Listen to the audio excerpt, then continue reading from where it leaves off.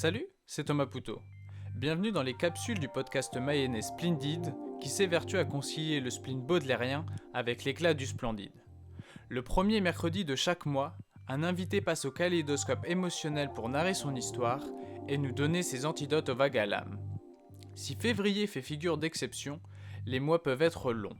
Conscient que les émotions peuvent fluctuer du tout au tout, parfois au sein d'une même journée, nous vous conseillons des fleurs du mal, autrement dit des conseils culturels dont les empreintes resteront à jamais des cicatrices, tantôt heureuses, tantôt douloureuses, mais jamais innocentes. À la technique, Alexandre Delière et Kevin Le Hallard. Il y a donc des pays sans lieu et des histoires sans chronologie. Des cités, des planètes, des continents, des univers dont il serait bien impossible de relever la trace sur aucune carte ni dans aucun ciel, tout simplement parce qu'ils n'appartiennent à aucun espace. Sans doute, ces cités, ces continents, ces planètes sont-ils nés, comme on dit, dans la tête des hommes, ou à vrai dire, dans l'interstice de leurs mots, dans l'épaisseur de leurs récits, ou encore dans le lieu sans lieu de leurs rêves, dans le vide de leur cœur. Bref, c'est la douceur des utopies. Pourtant, je crois qu'il y a, et ceci dans toute société, des utopies qui ont un lieu précis et réel. Hétérotopie. Connaissez-vous ce concept barbare fondé par Foucault, Michel Pas-Jean-Pierre, lors d'une conférence datant de 1967 intitulée « Des espaces autres ».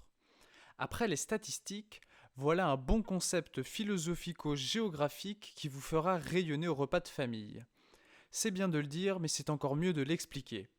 Alors voici la définition de l'hétérotopie qui se résume simplement. C'est la localisation physique de l'utopie. En d'autres termes, ce sont donc des espaces concrets qui hébergent l'imaginaire.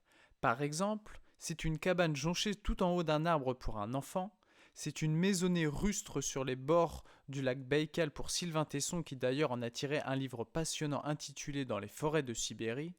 Pour certains, c'est un parc, pour d'autres, c'est une salle de cinéma. Voici donc brièvement ce qu'est une hétérotopie. Pourquoi je vous parle de ça ?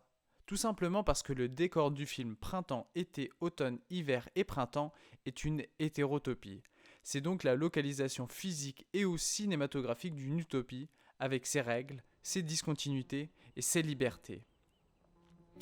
Printemps, été, automne, hiver et printemps est une grande fresque flottante sur la beauté de la vie, où chaque saison représente une époque différente, dans laquelle on suit l'évolution d'un jeune homme dans un temple bouddhiste au milieu d'un lac entouré de montagnes. Cela vous met-il l'eau à la bouche ? Extrait de la bande-annonce.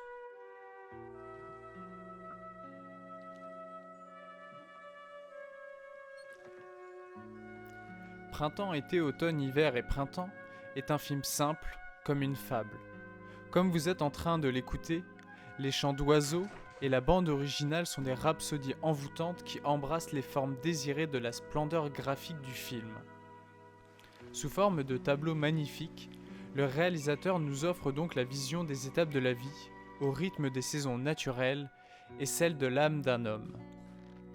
Au premier printemps du titre, le moine et son tout jeune disciple, un enfant de 10 ans, pieux mais aussi coquin et joueur, font ensemble l'expérience de l'apprentissage. L'enfant, comme tous les enfants de cet âge, s'avère cruel dans son innocence. Son maître décide alors de le punir pour son acte. L'été arrive, l'enfant est devenu un jeune homme en prise avec l'amour et le désir. Il perd son innocence et décide de quitter ce havre de paix pour affronter la dureté du monde. Il reviendra, des années plus tard à l'automne, dans une situation très embarrassante. S'ensuivent un hiver rude et un nouveau printemps, signe de renaissance. Je ne veux pas vous spoiler la suite de ces aventures liturgiques, mais le film prône une véritable discipline spirituelle. L'atmosphère, tantôt belle, tantôt étrange, offre un film venu d'ailleurs, dépaysant et hors du temps. Baudelaire lui-même n'aurait pas renié cette fleur du mal cinématographique où la poésie déconcertante a fait couler de mes yeux quelques gouttes de pluie. Bien qu'aqueuse, cette œuvre de 2003 met indéniablement du vin dans notre eau quotidienne, pétillant nos papilles autant que nos pupilles. Merci à vous d'avoir écouté cet épisode jusqu'à la fin. N'hésitez pas à réagir sur nos réseaux sociaux, à noter l'épisode sur les plateformes de diffusion. Vous pouvez retrouver dans la description toutes les références citées dans l'épisode. Vous pouvez également acheter le DVD distribué par Pretty Pictures. On se donne rendez-vous dans 2 semaines, où un nouvel invité passerait au kaléidoscope émotionnel de Splendid.